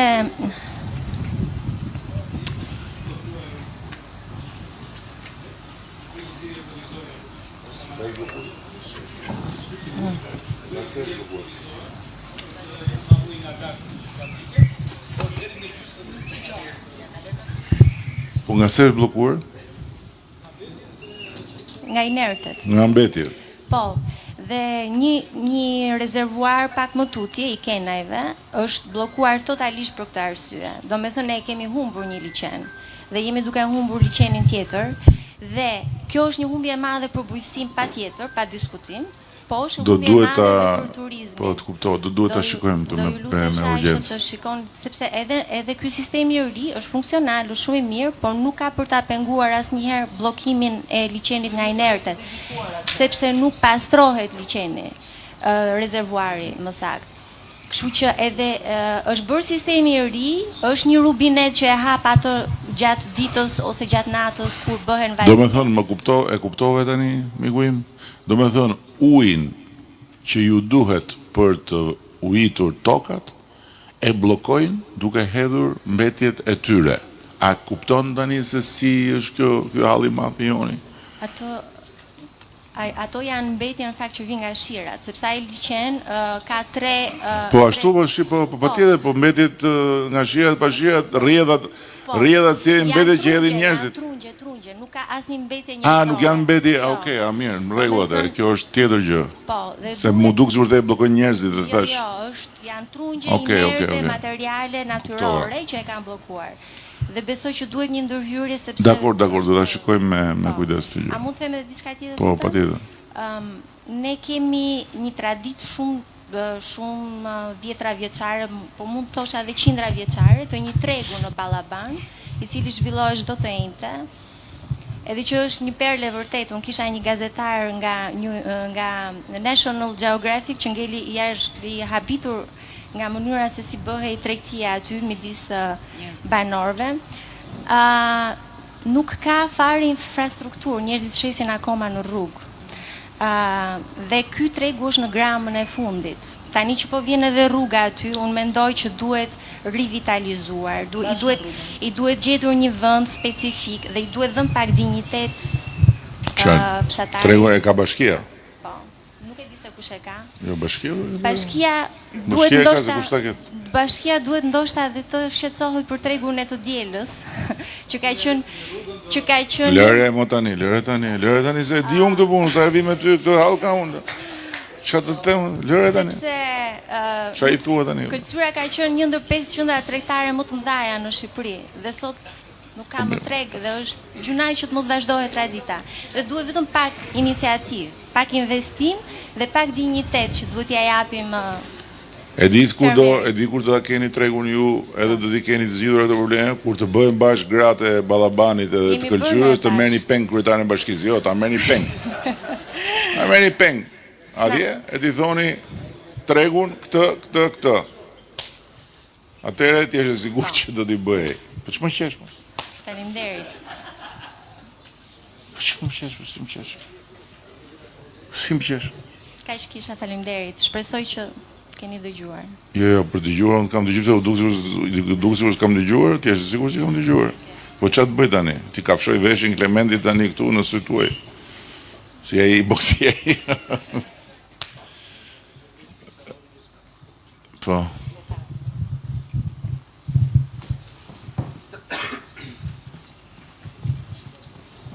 Kastriot Stereo, Hani House, Kastriot. Frojnë qik mikrofon.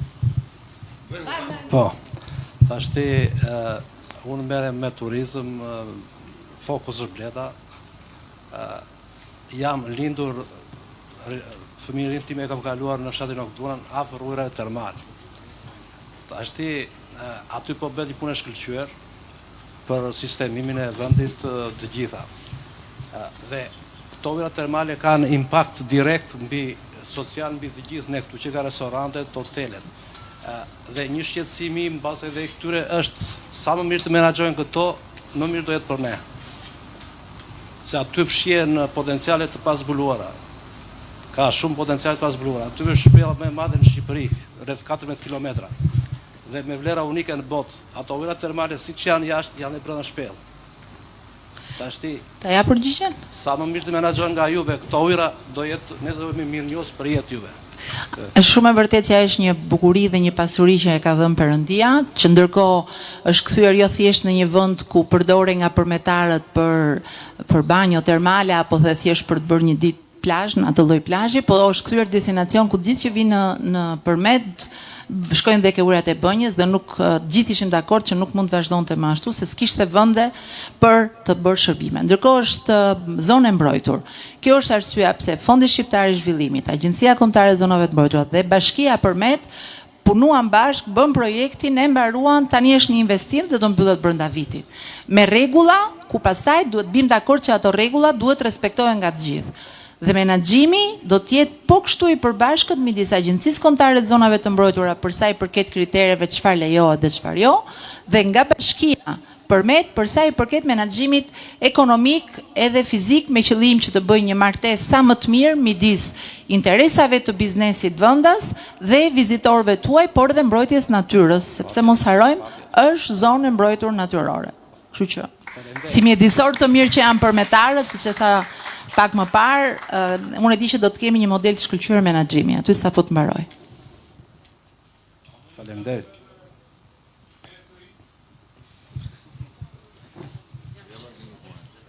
Po patjetër.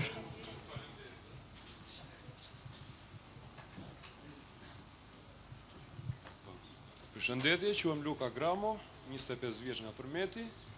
Këtë vit po provoj që të hap një dyqan i cili është Tourist Info Center, aty te Lagjere, ku turistët vinë, marrin informacion dhe mund të shkojnë në bizneset që bëjnë shërbimin për katës. Thjesht si pik informacioni. Unë vetë kam punuar më përpara, ndoshta pa dashje, pa certifikim për pjesën e raftingut. Këtë vit, shumë faleminderit federatës, se kemi bërë një trajnim, kemi mësuar shumë gjëra dhe jemi kënaqur, dolëm në vend të dytë. Thjesht unë dua të pyes tani, ne mund të punojmë lirshëm në Vjos? Si do funksionojmë me ne për pjesën e ndoshta janë disa çunat e tjerë, po unë po pyes. E para shumë faleminderit se më sollën në vëmendje një zonë të Përmetit, e cila deri para pak vitesh, për të mos thënë deri para 2 vitesh, ishte kryesisht zonë që banoi tregtare, po kurse si turistike. Mbas gjithë investimit që u bërë për gjithë rikualifikimin e shëtitores, shumë mjedis e shërbimi që ishin thjesht dyqane, siç është hoteli White House i Kelit, që sapo është hapur si hotel edhe si bar, edhe ti ke hapur po aty afër dhe po kthehen bizneset nga biznese krejt zakonshme shitore, tregtimi në biznese turistike. Unë përgjigj do të jap personalisht ty edhe duke të shpjeguar procedurën, është i domosdoshëm trajnimi që ke bërë për të pajisur me certifikatën dhe dokumentacionin për katës, jo ta paraqitesh në Ministrinë e Turizmit dhe Mjedisit, ku do të aplikosh të pajisesh me certifikatën një që e ke bërë dhe trajnimin. Po unë turizmin e bëj me pasion. Edhe unë me pasion. Ndaj nuk heq dorë nga raftingu, domethënë, e kam shumë të domosdoshme.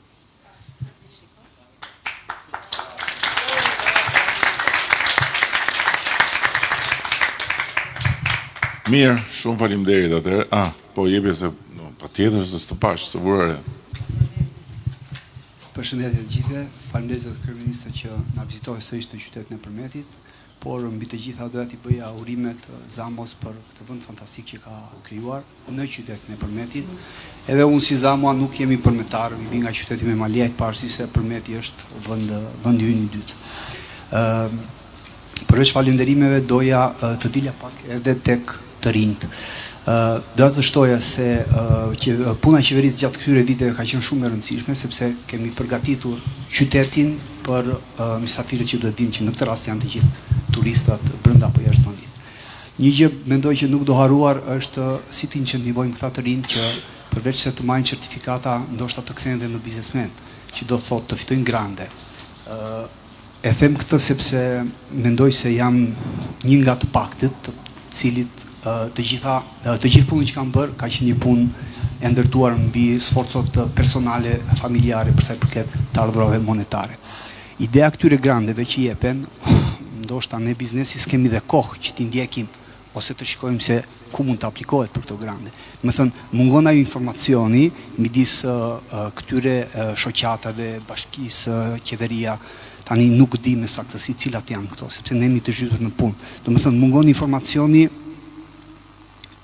për aplikimin e këtyre grandeve, mungon informacioni të kuptojmë ku jepen grandet për ndihmën e biznesit startup, që është shumë i rëndësishëm. Kjo që Zamoa ka bërë në këtë pikë ose ato që neve kemi bërë në qytetin e Përmetit, do bëjnë të mundur që turistët të rinë më shumë se një net, që është një gjë që duam të gjithë besojnë në këtë aspekt. Mendoj se ky është një gap i cili do parë nga anë e qeverisë, se si këto grande të publikohen, sepse kjo pjesa e grandeve, të paktën flas nga ana personale, është si një sekt pak i errët dhe nuk dihet, nuk ka informacion në këtë. Do të thënë, nuk kemi mbledhje nga ana e bashkisë, e qeverisë, tek zyra e informacionit turistik, ku do flitet ose u bëhet thirrje biznese të mblidhen që të aplikojnë për këto grande. Biles, mbi të gjitha duhet ketë dhe një zyrë që të suportoj biznesin, mendoj, për përgatitjen e dokumentacionit, sepse ta quaj biznesmen dhe pse është një lloj sporti dhe është pasioni. Zamoa është këtu nga mëngjesi deri në darkë. Nëse ai shkëputet këtu gjërat nuk ecin. Ai nuk ka kohën e duhur, nuk ka strukturën që të Dëgjoj të them, dëgjoj se s'duhet të pres. E para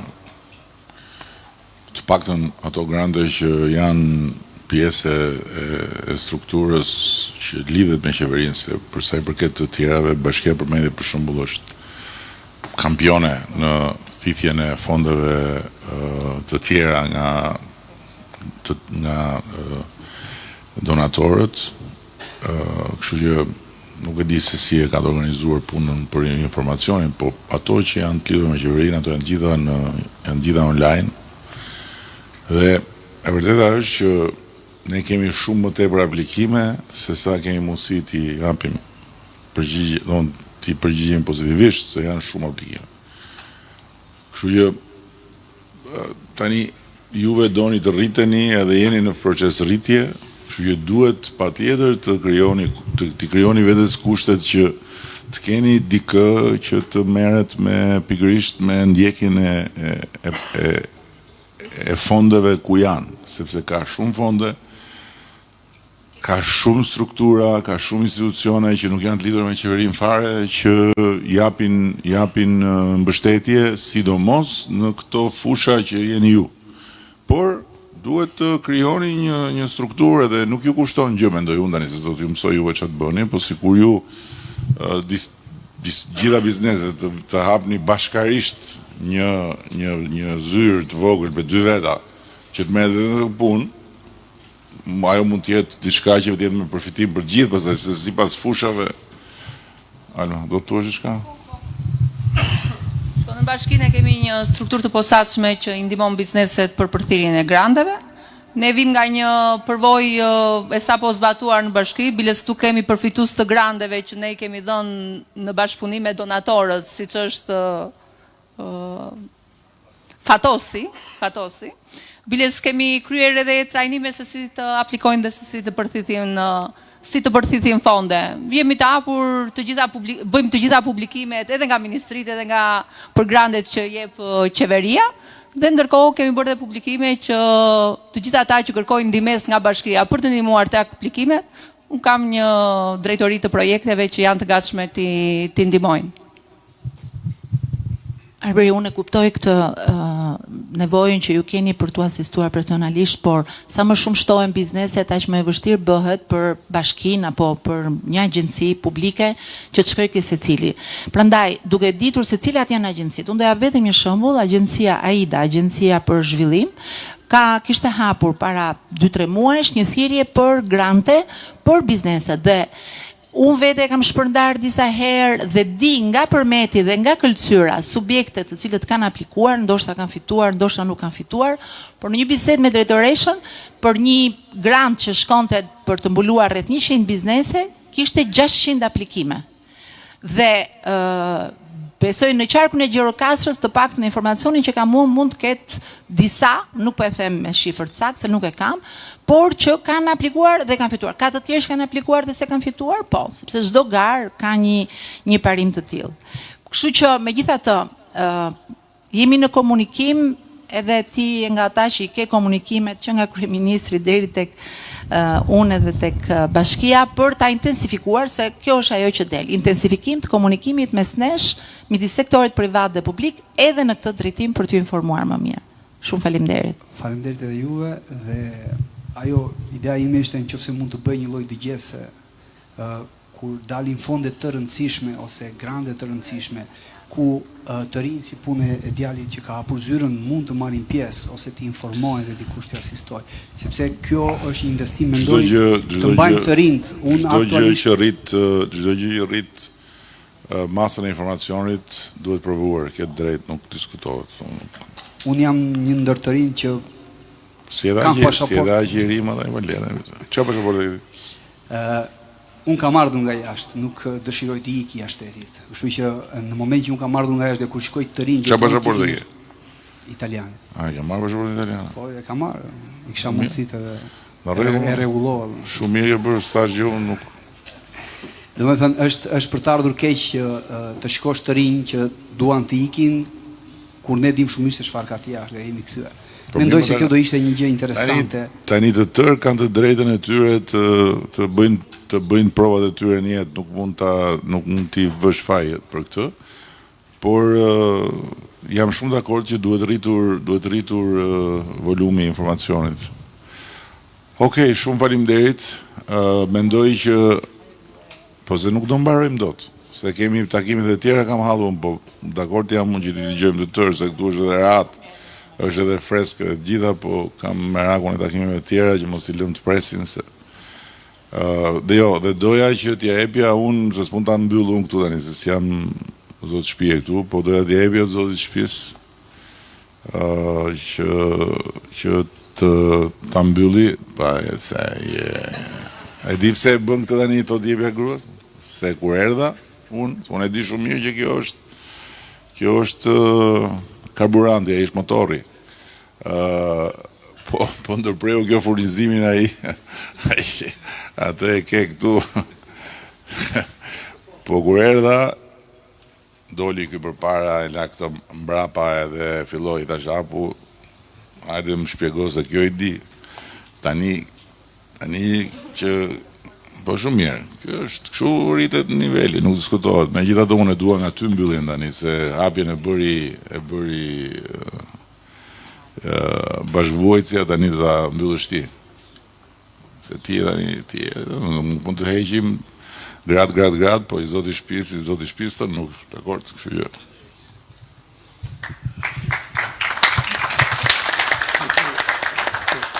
Faleminderit zoti kryeministër për vizitën që ju bët sot tek ne, sepse ne gjithmonë e kemi thënë që gjithmonë kur kemi një kontakt me ju që na publikoni një foto të aktivitetit ton, ne frymëzohemi dhe kemi prurje të jashtëzakonshme të turizmit, sepse është një reklam vërtet e fortë dhe prandaj ne gëzohemi dhe themi shoqyrë që dolën të faqja kryeministrit.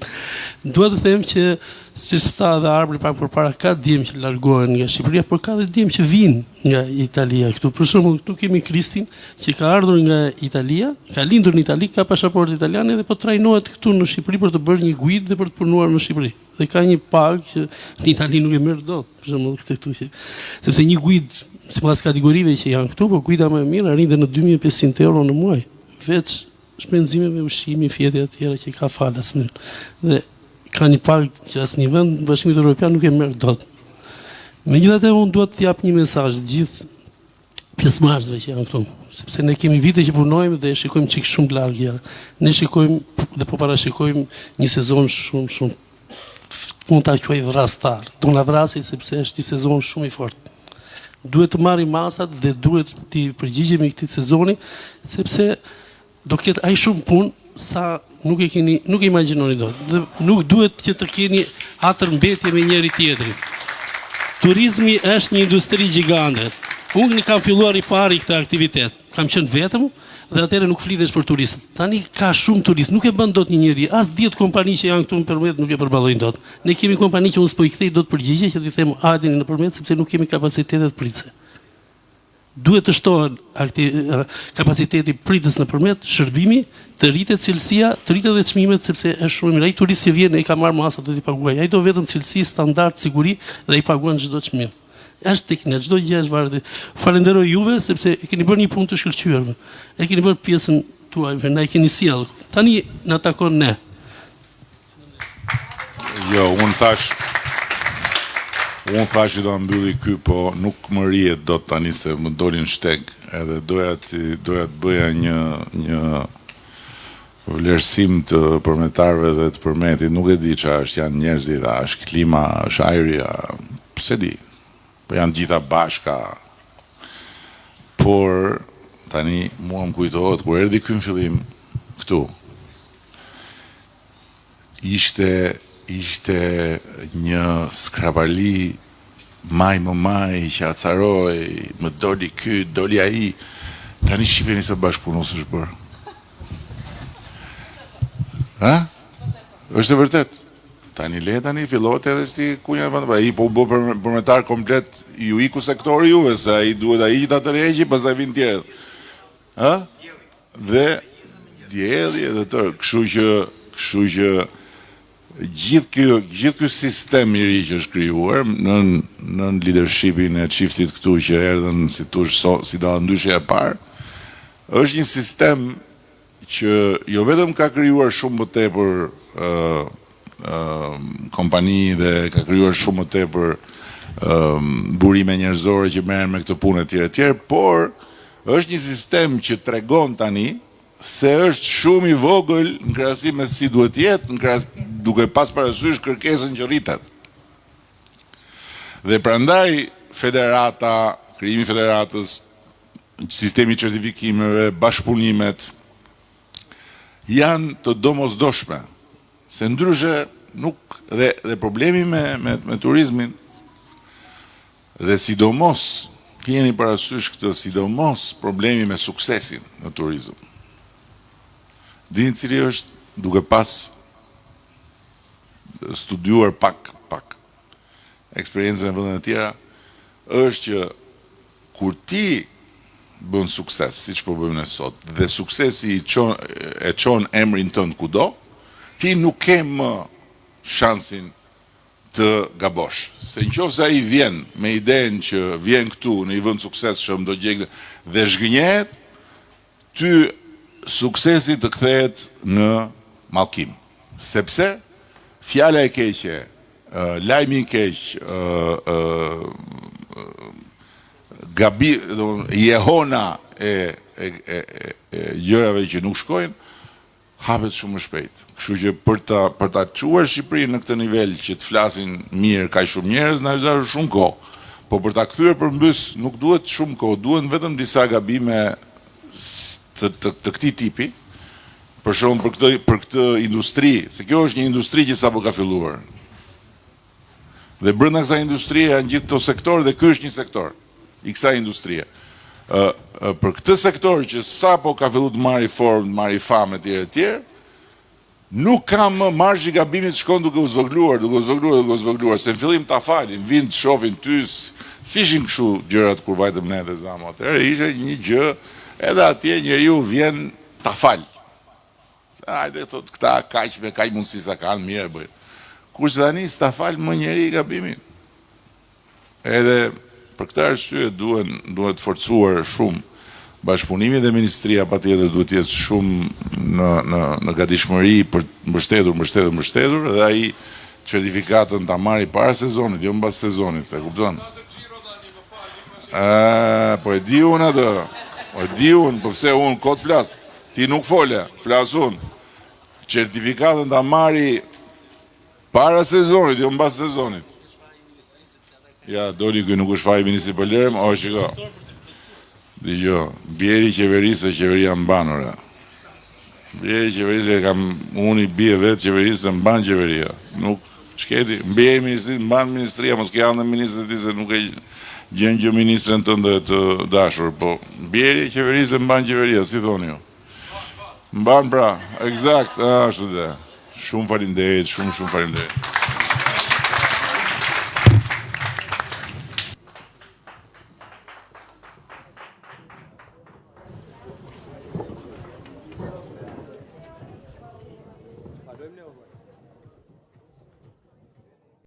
Thank you.